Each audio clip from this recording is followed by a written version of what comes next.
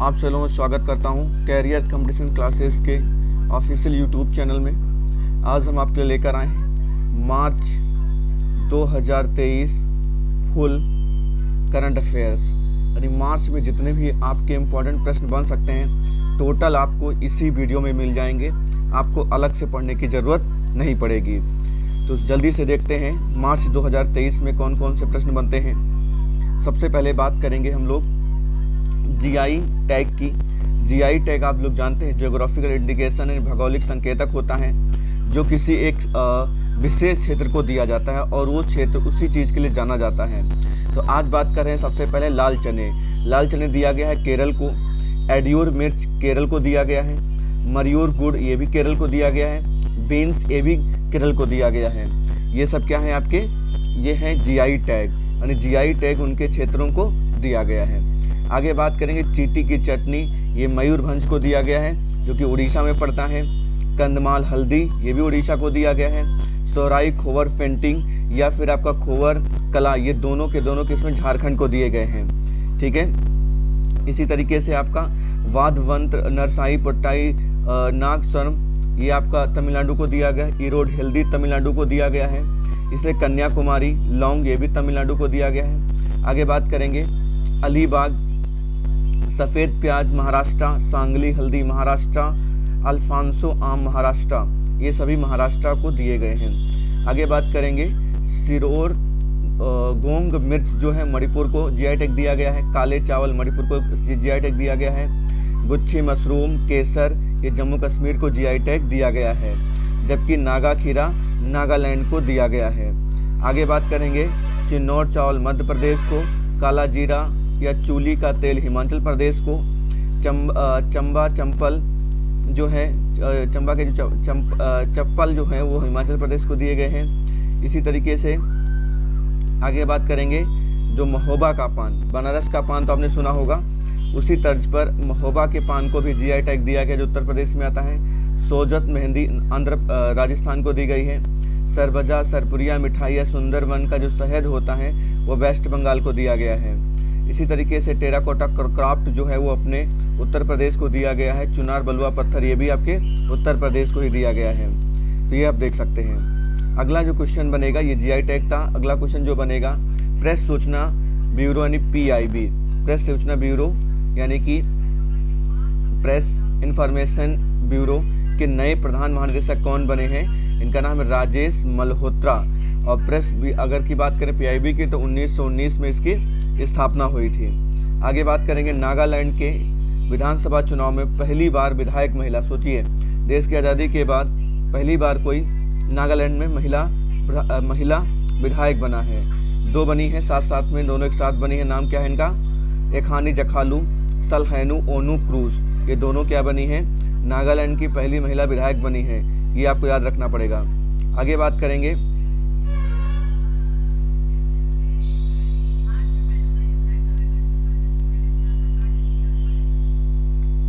चुनावी, आगे बात करें चुनावी लोकतंत्र सूचकांक 2023 में भारत का कौन सा स्थान रहा है? तो चुनावी लोकतंत्र भारत का जो है वो 108वां स्थान आया है, जो कि बहुत ही दुखद है कह सकते हो, या कह सकते हो कि उतना अच्छा नहीं जितना अच्छा होना चाहिए, 108। अगला बात करेंगे BBC Indian sports women of the year 2022 का खिताब किसे दिया गया है? मीराबाई चानू।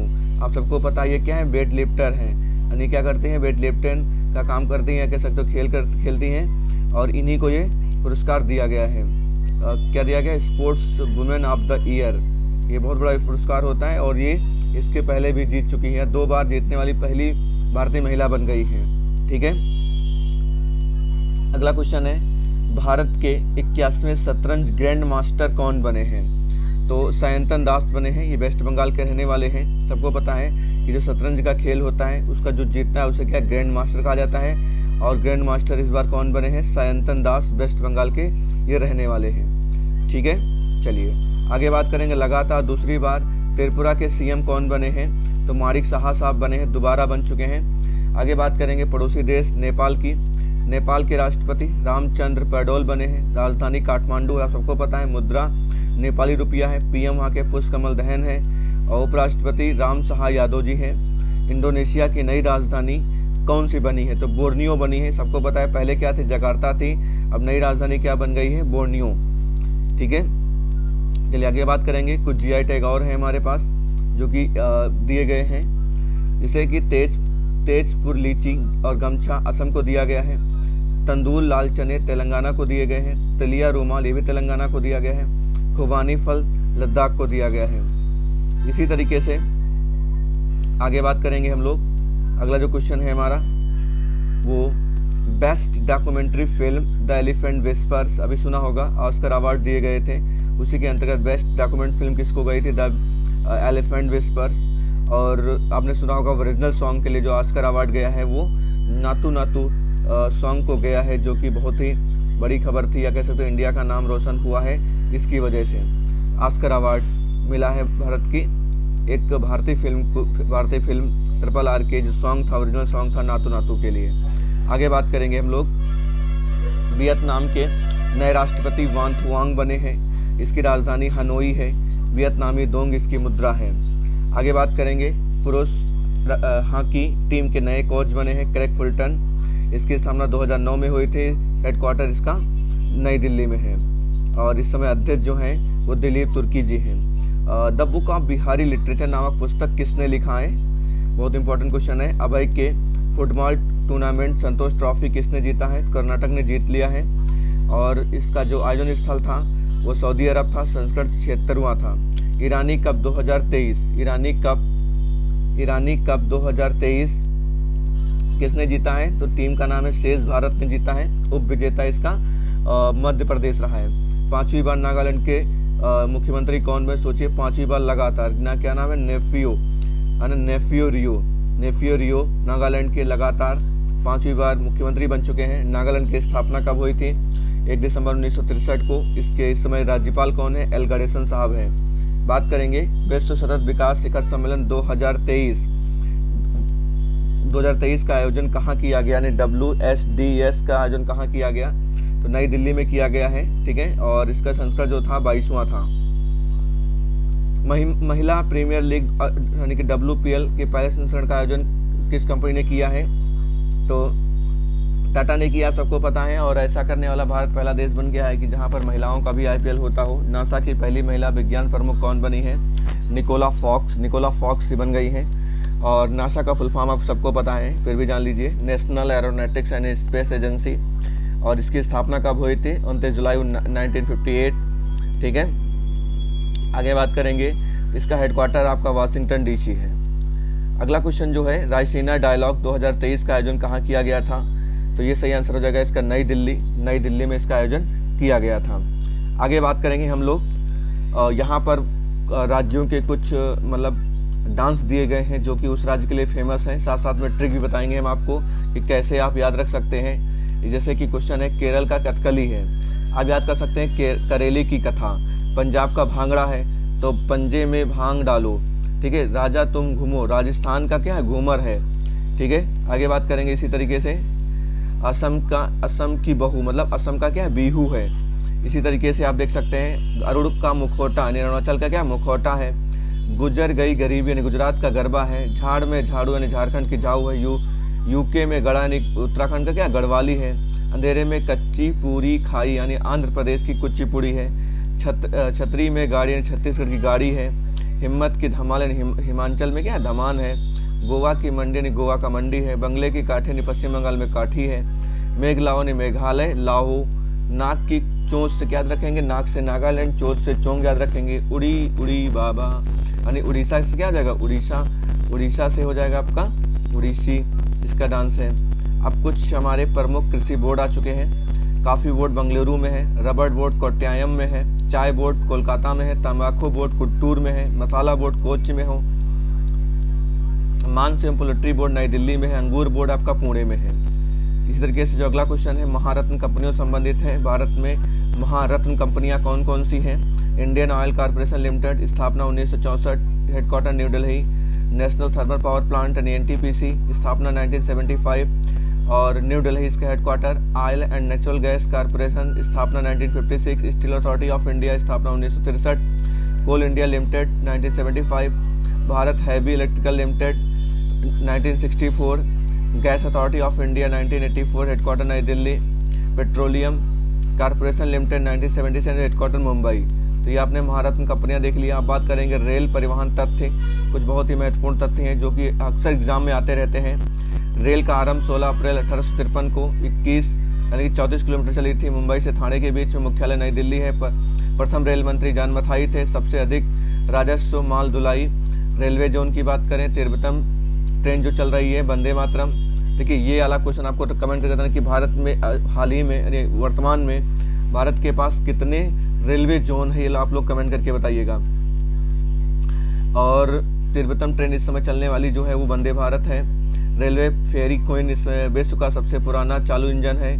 सबसे लंबी दूरी की ट्रेन विवेक एक्सप्रेस है जो डिब्रूगढ़ से कन्याकुमारी आती है। सोचिए आप, जम्मू कश्मीर से लेकर के कन्याकुमारी पूरा देश एक ही ट्रेन से भ्रमण कर सकते हैं। सबसे लंबा प्लेटफॉर्म अभी भी गोरखपुर रेलवे स्टेशन 1380 मीटर है। बहुत जल्दी ये बदलने वाला है।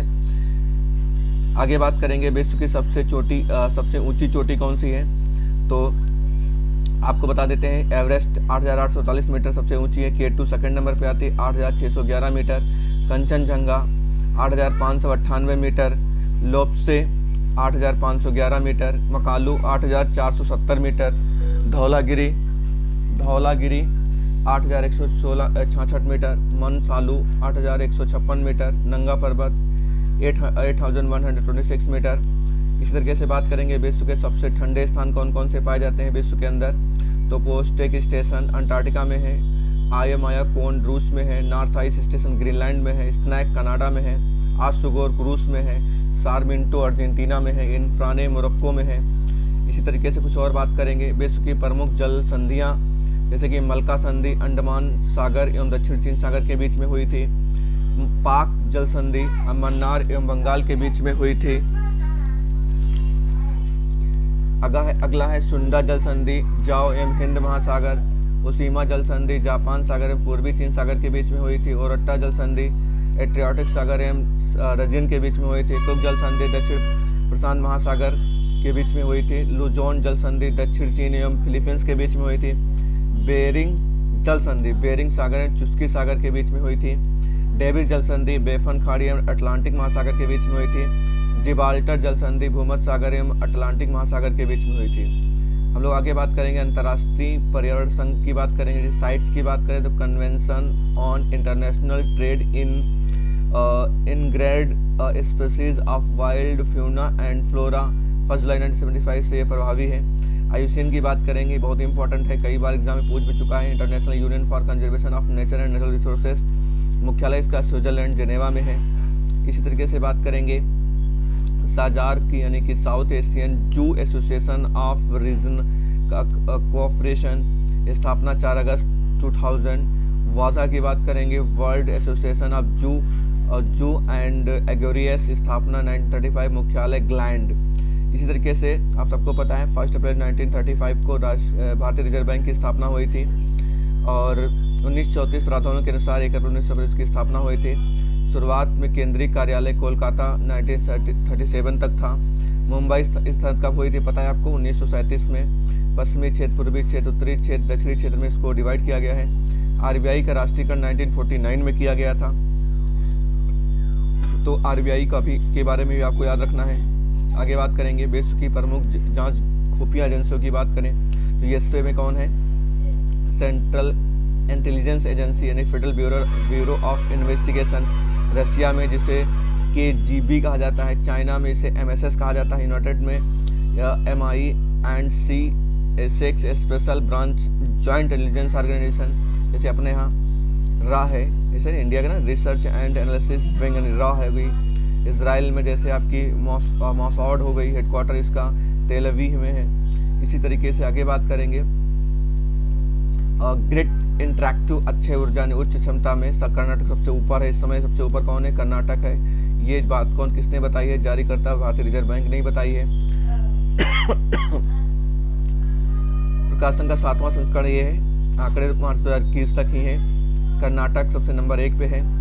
आगे बात करेंगे हम लोग प्रमुख सूचकांक 2022 की अगर बात करें ग्लोबल हंगर इंडेक्स में जो भारत की रैंक है वो 107 है। बेलारूस सहित 17 प्रथम स्थान पे है। हैनले पासपोर्ट इंडेक्स में भारत 87 पे है। EIU में भारत 46 पे। ये 2021 की बात करें, ईयर जरूर याद रखें। प्रेस स्वतंत्रता सूचकांक 2022 150 में है। बेस्ट खुशहाली सूचकांक 2022 में 136 पे है। बेस्ट लैंगिक अंतर सूचकांक 2022 में 135 पर है।